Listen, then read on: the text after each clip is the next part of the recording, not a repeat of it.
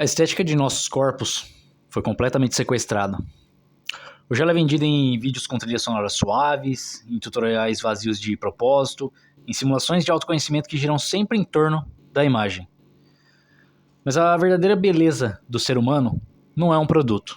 Ela é um rastro. Ela não se anuncia, ela se impõe pela existência. Não depende de exposição, mas de coerência. E talvez por isso tenha sido apagada das referências contemporâneas. Vamos ao exemplo dos nossos corpos, os masculinos. O corpo masculino sempre foi território de esforço, de tensão mantida, de contenção deliberada. Ele não é símbolo de vaidade, mas de ordem. Por exemplo, cada músculo marcado carrega a história de uma escolha, que é principalmente recusar o conforto. Cada linha definida traduz autocontrole. Não é, por exemplo, só um abdômen definido que aparece. É o domínio sobre impulsos, principalmente os alimentares.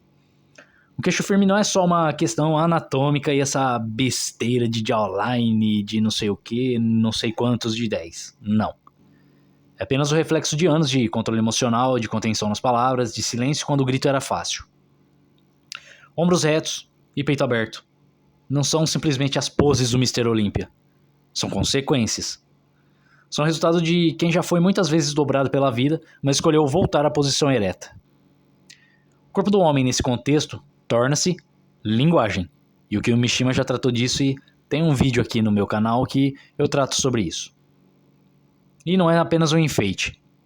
É de certo um manifesto. Isso a gente pode chamar de ascetismo. E o ascetismo é, acima de tudo, um ato de recusa. Recusa da indulgência, recusa da entrega fácil, recusa do corpo moldado pelo algoritmo. Ele é também um culto à tensão, à permanência de dificuldades como caminho de purificação. E é nesse culto que voltamos como um arquétipo em meio à sociedade decadente. Porque o arquétipo masculino clássico, que seria o guerreiro, o monge, o arquiteto, o viajante solitário, nunca se destacava por ornamentos, mas por presença. E a presença não se simula. Essa estética estava nos bustos de bronze dos soldados do Império Austro-Húngaro, onde a face sisuda e os traços angulosos falavam da rigidez de um código interno. Estava também nos corpos silenciosos dos gladiadores da Trácia, que conheciam mais a dor do que a alegria. Estava ainda nos monges do deserto e dos monastérios ortodoxos, em silêncio sob o gelo, com o corpo afinado, à oração e ao jejum, carregando no osso o peso de uma missão interior.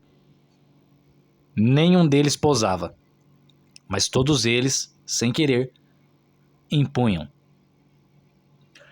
Hoje essa simetria é vista com muita desconfiança, porque o mundo desaprendeu a ler o corpo como um símbolo. Platão, em seu diálogo Timeu, não apenas falava da alma como daquilo que habita o corpo, mas entendia que a beleza era a expressão da harmonia, não apenas estética, mas cósmica. O belo era aquilo que se integrava à ordem do universo. O corpo masculino bem construído, nesse sentido, não é apenas um corpo funcional. Ele é uma parte do microcosmo, uma arquitetura viva que obedece às mesmas leis de proporção que regem os templos, os astros e as canções. E afastar-se disso é mais do que negligência estética. É um ato de desordem ontológica. George Vigarello, em sua extensa análise histórica do corpo, mostra como o corpo masculino ocidental foi lentamente esvaziado de sua dimensão simbólica. Até o século XIX, o corpo do homem era uma encarnação da ordem. Ele deveria resistir, sustentar e organizar. O corpo era parte da ética, o trabalhador que dominava o sono e a fome, ou o guerreiro que jejuava antes de marchar. Não havia separação entre ética e forma. A aparência não era vaidade, era uma expressão. Mas quando a imagem do corpo passou a ser mercadoria e o cuidado físico passou a ser visto como um traço narcísico, desfez-se esse elo. E com isso, perdeu-se a forma. Walter Benjamin, ao criticar a ideia de progresso automático em suas teses sobre a filosofia da história, sugeria que o verdadeiro gesto revolucionário é puxar o freio de emergência. Pois bem, instalar o corpo masculino como templo de vontade é esse gesto. Recusar a forma que o sistema te impõe, também. Recusar a aparência mole, ansiosa, fadigada que os algoritmos estimulam, ainda mais. Puxar o freio agora é jejuar onde a maioria come. é silenciar onde a maioria grita e parar onde tudo gira. Gurdjieff, o místico armênio, acreditava que o homem comum vive em estado de sono, e estamos nessa. Agimos por automatismos, impulsos e distrações principalmente. Para ele, o verdadeiro trabalho começa quando o homem percebe sua mecanicidade e decide reverter a entropia interna. Isso começa no corpo. O corpo é o primeiro campo de batalha, e é ali que se trava a luta contra a passividade. A estética ascética que propõe aqui é exatamente isso, um corpo construído como prova de vigília. Ele não se ergue para agradar o público, ele se ergue para lembrar que há uma ordem superior que pode ser encarnada. E isso exige muita renúncia, exige repetição, exige esforço, sem aplauso. Ortega y Gasset alertava em A Rebelião das Massas que o homem moderno se tornou um ser médio, aquele que não exige nada de si mesmo, que aceita a vulgaridade como padrão, que abdica da forma em nome do conforto. Mas o homem ascético não aceita. Ele é um artista da própria carne. Ele quer escultura e não acúmulo. Ele quer forma, não volume. Ele quer silêncio, não ruído. Ele quer presença, e essa presença se manifesta sem pedir espaço para ninguém. O cineasta russo Andrei Tarkovsky, em obras como Stalker, inclusive essa obra inspirou uma série de jogos que eu aconselho a qualquer um que ainda gosta de games jogar, com o mesmo nome, Stalker. E O Espelho filmava os personagens como figuras estáticas, quase imóveis, mas carregadas de uma força visual que transcendia o movimento. Essa imobilidade carregava um poder arquetípico.